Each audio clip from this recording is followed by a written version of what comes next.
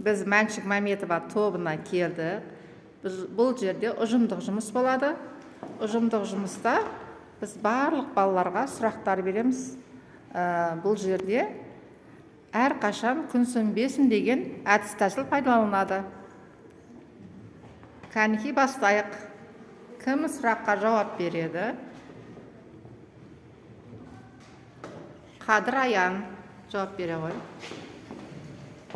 Хиуаз Доспанға кім? Хиуаз Доспанға ұшқыш. Өте жақсы. Кәні күннің көзін ашамыз, балалар. Келесі Халнияз Рамазан. Мәншүк Мәметованың туылған жылы 1922 жылы туылған ол. Толық айтамыз, жақсы. Күннің көзін ашамыз. Даниял қасын Даниял айтады. Отанды қорғау үшін қандай болу керек? Батыр болу қажет. Отанды қорғау үшін батыр болу қажет. Толық айтамыз. Күннің көзін ашамыз. Аязбек Ілияс. Ата-анасы Мәншүкті қалай еркелеткен?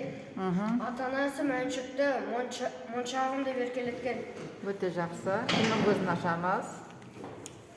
Айта ғой. Қожамұрат Нұрислам. Отан туралы мақал-мәтел білесің бе? Отан оттан дастық. Өте жақсы. Күннің көзін ашамыз. Өте жақсы. Күннің көзі ашылып жатыр.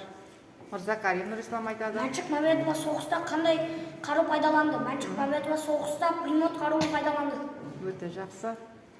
Сүлеймен. Мәншүк Мәметова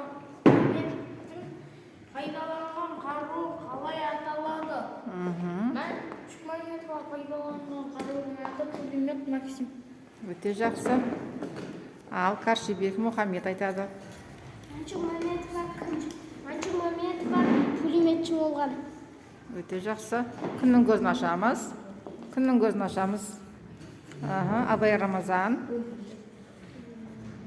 Сұраққа дайын емеспіз бе? Күннің көзі ашылмай қалды. Ал Абай Ілесов.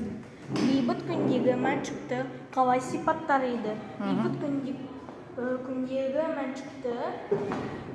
Мәншүкті мейірімді, көп жұмыс істейтін, көмектесетін болып сипаттар едім. Өте жақсы. Ибрахим Бексұлтан. 1941 жылы Ұлы Отан соғысы басталғанда Мәншүк қанша жаста еді? Толық айтамыз. 1941 жылы соғыс басталған кезде Мәншүк 19 жаста еді. Өте жақсы. Болдық па?